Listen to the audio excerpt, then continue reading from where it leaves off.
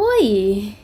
Meu Deus, nossa! Quanto tempo, né? Gente, vocês me desculpem a demora pra postar. Desculpa não ter postado o vídeo semana passada, mas eu ainda tô aprendendo a manejar meus horários. E eu não sei equilibrar vida pessoal, faculdade, vida social, as minhas encomendas e o canal.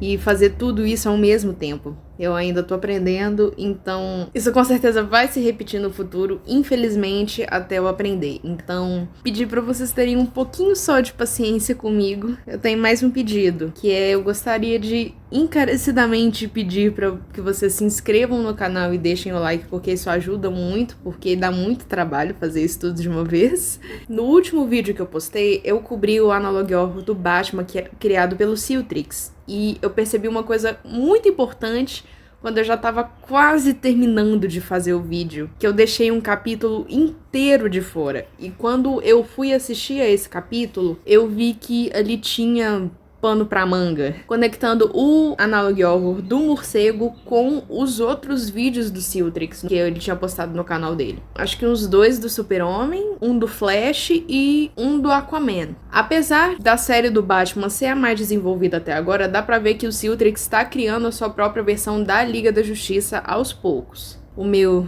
digníssimo Caçador de Marte ainda não deu nenhum sinal de vida em lugar nenhum. E é sobre esses vídeos no canal do Ciutrix que eu vim falar hoje. De volta à série do morcego. A gente começa a partir do vídeo que eu pulei, que é um áudio, entre aspas, do comissário Gordon falando sobre o Wayne e várias coisas relacionadas ao Wayne. E uma dessas coisas é como ele desconfia de que o Bruce seja o tal do morcego.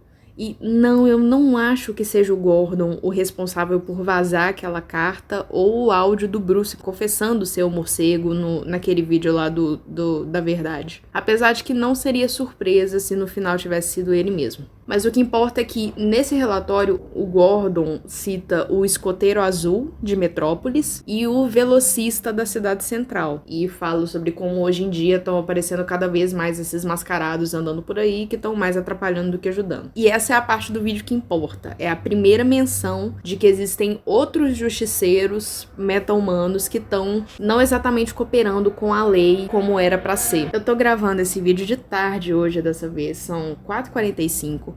E aí, eu moro na beira da BR, então passa moto aqui na frente o dia inteiro. Por isso que eu gravo de noite, mas esse vídeo tem que sair, então toca o barco. Só pra deixar claro, eu não gosto de Superman, então eu não entendo muito da lore dele, mas eu sei que ele é um querido e que ele é dublado pelo Guilherme Briggs. Mas vamos falar dos vídeos da série dele aqui. O primeiro é um trailer apresentando o conceito do Analog, que tem o tema sonoro do Super-Homem distorcido como som de fundo, e aparece o S, que eu sei que em Krypton significa esperança, ou alguma coisa assim. E aí a legenda diz, ele caiu das estrelas para se tornar Deus. Ai, senhor, por que esse tema religioso me persegue? E aí o vídeo acaba. O próximo vídeo, com o título de O Escoteiro Azul que se tornou Deus, já é a introdução da história. O escoteiro, né, o Superman, apareceu pela primeira vez em 1938, e no começo ele era bom e gentil, e cuidava da população, e dava esperança às pessoas, mas pisca um texto em vermelho falando: me desculpe pelo que eu estou prestes a fazer com o seu planeta,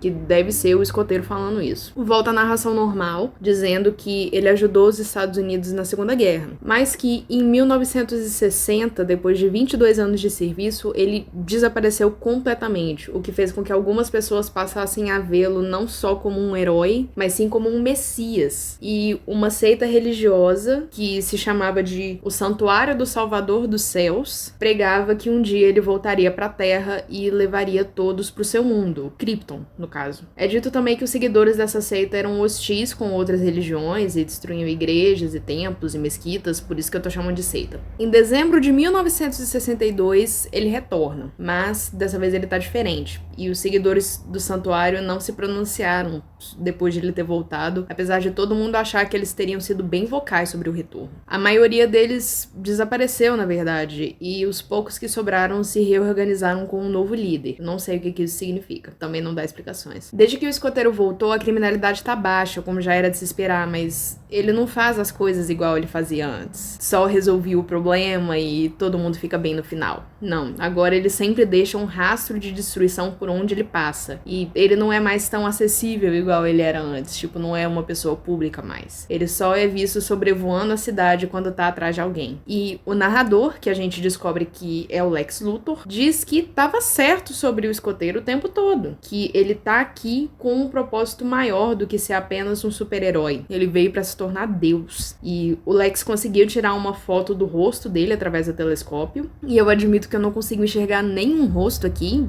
sinceramente, e tem uns sussurros no fundo que eu acho que é o escoteiro falando.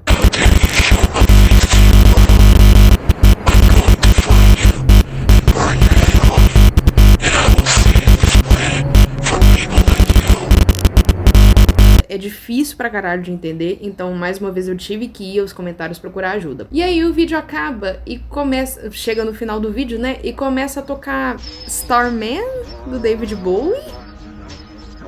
Oi? Starman foi lançado em 72 e esse análogo se passa em 62, ou seja, tem 10 anos faltando nessa história aí. Mas sem problemas, porque o Bowie é o melhor cantor de todos os tempos, então é perdoável. Enfim, aparece umas imagens, uma delas inclusive é de Brightburn, que é uma das cópias malvadas de Superman, que é quando o menino lá derruba o prédio. E um outro texto em vermelho que diz, me desculpe. E eu não sei se é o escoteiro falando, porque a fonte é diferente, é a mesma fonte que o Luthor estava usando. E não é a mesma que o escoteiro usou pra falar mais cedo no vídeo. Mas a cor é vermelha. Então eu tô em dúvida de quem que tá falando isso. Mas esses pontos, né, do escoteiro pedir desculpa pelo que ele tá prestes a fazer com a Terra me leva a crer de que ele não quer fazer o que ele vai fazer. Que tem alguma força externa pressionando ele a fazer isso. Teve até algumas horas que eu pensei que quem apareceu em 62 não tinha sido o escoteiro / Superman, e sim o Bizarro, que é a cópia defeituosa do Superman. Mas quem criou o Bizarro foi o Luthor. Então pode ser que seja o original mesmo. Agora, a descrição, segura na minha patinha aqui, que essa é grande. Vamos lá. É um relatório da necrópsia do Lex Luthor. E eu vou ler tudo aqui pra vocês. Eu me empolguei na hora de traduzir isso. Número de caso 1960-001, Lex Luthor. Homem, caucasiano, aproximadamente 45 anos, 1,87 m, 86 kg. Data da morte, 16 de dezembro de 1962. Data do exame, 17 de dezembro de 1962. Legista responsável é o Dr. Charles McNider, ou Dr. Meia-Noite. Análise externa. Cadáver masculino de cor branca medindo 186 centímetros de comprimento, bem compleiçoado e em bom estado de nutrição. Aparenta compatível com a suposta idade de 45 anos. Couro cabeludo apresenta alopécia. Foi encontrado com as pálpebras cerradas e as pupilas estão deformadas e apresentam sinais de queimaduras. Não há outros ferimentos visíveis na extensão externa do corpo, nem outras particularidades físicas. Análise de vestimenta. O cadáver foi encontrado vestido um terno preto formal com sinais de queimadura, indicando alta exposição ao calor, porém nenhum efeito no corpo. Análise interna. Inspeção interna da cavidade craniana e SNC. A análise interna determinou graves ferimentos térmicos estendendo-se a partir da região orbital. Os globos oculares foram severamente danificados e parcialmente desintegrados. Os nervos ópticos apresentam sinais de coagulação ou trombose. O tecido cerebral está em estado de edema grave, com áreas focalmente carbonizadas nos córtex frontais e pré-frontais. Inspeção interna do pescoço. Músculo não infiltrado. Iloide, coluna cervical e laringe não apresentam danos. Inspeção interna da cavidade tóraco-abdominal. Plastrão condoesternal íntegro. Artérias não apresentam sinais de aterosclerose. Cavidade peritoneal congestionada, porém sem sinal de trauma. O estômago contém alimentos parcialmente digeridos, sem particularidades. Demais órgãos e vísceras examinados separadamente e apresentam nada digno de nota. Sistema músculo-esquelético. Não apresenta fraturas ou outros traumas. Análise toxicológica. Sangue, urina e humor vítreo foram coletados para análise. Resultados pendentes. Causa mortes. A causa da morte foi determinada como lesão térmica grave no cérebro secundária a trauma ocular induzido por laser. A natureza das lesões sugere o uso de um feixe de laser direcionado precisamente aos olhos, causando extensos danos ao cérebro. Laudado homicídio. O escoteiro matou Lex Luthor. E faz sentido, comparando com o que parece que ele sussurrou no final do vídeo, falando que ia derreter a cabeça do Luthor, e que o Luthor falou que você só veria o escoteiro se você fosse o alvo dele. Então, tenso. O próximo vídeo é uma gravação supostamente em VHS do desenho antigo da Liga da Justiça. E com o antigo eu quero dizer aquele dos anos 60. Só que, mais uma vez, tem um erro na data. O episódio apresentado, Entre Dois Exércitos, só foi ao ar em 1967 nos Estados Unidos. E o vídeo tá datado como 1963. Então, outro errinho aí. Nesse desenho dos anos 60, a Liga da Justiça é composta pelo Super-Homem, o Lanterna Verde, o Homem-Gavião, o Aquaman, o Flash e o Átomo. O Batman não fazia parte da Liga da Justiça nessa época. Ele só foi entrar pra Liga da Justiça, acho que lá na época dos Super Amigos, nos anos 70. E aí eu me pergunto, será que esses serão os personagens do Elseworlds e do Siltric? Será que ele não vai incluir nem a Mulher Maravilha, nem o meu querido Caçador de Marte? Aguarde os próximos capítulos. Detalhe importante, no episódio que se trata justamente de uma invasão alienígena à Terra, o Superman/escoteiro tá com o rosto censurado, tem uma tarja preta nos olhos dele. Mas é só ele, os outros personagens, tranquilo. Eu vou ser bem sincera, eu assisti o episódio todo e eu não entendi muito bem por que esse episódio em específico, porque o povo de cristal que estava invadindo a Terra estava em guerra com um povo rocha que vive no subsolo da Terra. E o Superman desce até o subsolo, quebra a máquina do povo rocha, que lança um raio que, se entrasse em contato com o reator do povo de cristal, destruiria todo o sistema solar. Mas eles já lançaram um raio, e quem para esse raio mesmo foi o Homem-Gavião, então, sei lá. O que importa é, o episódio é interrompido por um comunicado do presidente Kennedy. We interrupt normal broadcasts to bring you a statement from the President of the United States.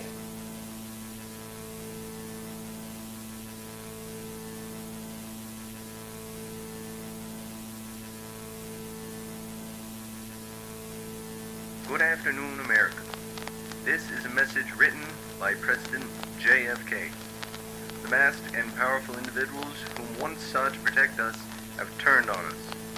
Due to the nature of some of these individuals, myself and the rest of the United States government have passed a law once again banning vigilantism in these United States. There are some individuals who may continue their activities. These individuals are members of the Justice Society of America. Merchandising and fictional works of any heroes except for the Superman is still allowed. If found acting against these laws, you will have the choice of being imprisoned or shot on sight.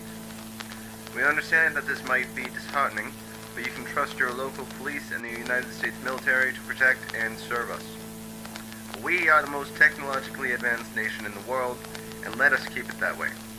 God bless you all, and God bless America. Ou seja, o escoteiro agora é considerado o inimigo número 1 entre todos os outros vigilantes, porque o recado disse explicitamente que objetos comerciais de outros heróis eram permitidos, exceto se fossem do escoteiro. E para os Estados Unidos proibir o livre mercado é porque a coisa tá feia. Depois do fim do anúncio, pisca um texto em vermelho dizendo que o sonho está morto, e uma legenda aparece que fala: eles não podem nos controlar. E no áudio tem uma fala distorcida, e algumas pessoas identificaram essa fala como o Oppenheimer, dizendo: agora eu me tornei a morte, o destruidor de mundos, que foi aquela entrevista que ele deu depois que soltaram a tal da bomba atômica. Enquanto isso, no fundo aparecem algumas fotos do escoteiro, do morcego, do velocista e do Aquaman, que eu ainda não pensei no codinome para essa série. Finalizando, aparece um outro texto dizendo: quando os Estados Unidos caírem, o resto do mundo também cairá. Enquanto a descrição faz uma alusão a Roma, como se os Estados Unidos fossem aqui comparáveis ao Império Romano.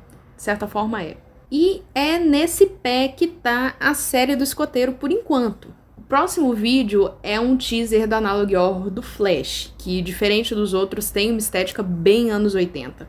E como o próprio Siltrix falou, vai demorar um tempinho aí pra chegar. Passa lá o teaser falando que esse super-herói vai correr até você em breve. E aí corta pro final com um grito que me deu um puta susto da primeira vez, e uns flashes dizendo rápido demais e ele está vindo. É só um teaser e eu nem sei se o Siltrix vai continuar com esse secto do Analog do Flash, né? Eu espero que sim. Como eu já disse, tem muito pano pra manga. Teoria base aqui, pode ser que toda essa coisa da força de aceleração do Flash tenha causado algum outro efeito adverso no Barry. Se for o Barry, pode ser o Wally West também.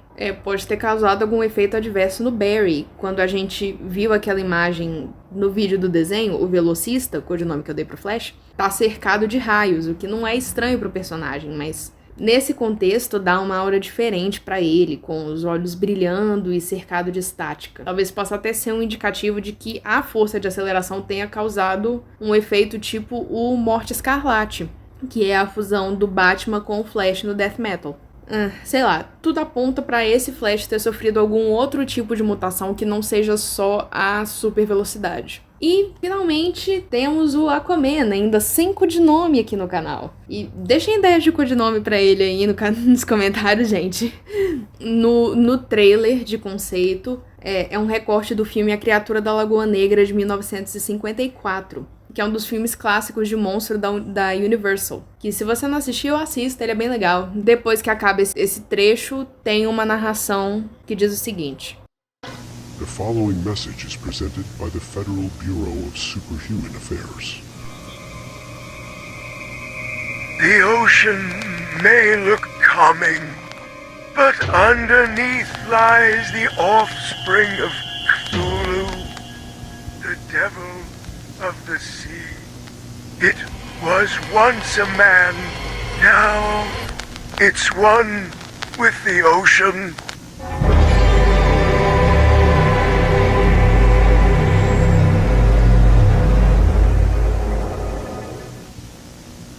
Detalhes importantes a ressaltar. Pisca um texto em amarelo dizendo "nos deixe em paz" durante a narração. Algo que pode indicar que alguns desses meta-humanos não querem fazer mal a ninguém, mas que tem alguma coisa, provavelmente os próprios humanos, que estão agindo de forma hostil e causando eles a revidar, o que é bem plausível. Outra coisa é a data, que aqui tá marcado 1964, ou seja, é ali na mesma época do morcego e do escoteiro. Terceiro, foi escrito pelo Jimmy Olsen, que pra quem não sabe é um office boy que trabalha no mesmo jornal que o Clark e é o melhor amigo do Clark Kent. E finalmente narrado por Brother Eye, que eu não sei o nome dele em português. O Brother Eye é uma inteligência artificial criada pelo Bruce Wayne pra espionar outros heróis, porque Batman não confia em ninguém, né, gente? Mas que atualmente essa inteligência artificial tá em posse da Checkmate, que é uma agência de segurança criada pela Amanda Waller, que é a mesma organizadora do Esquadrão Suicida. Então,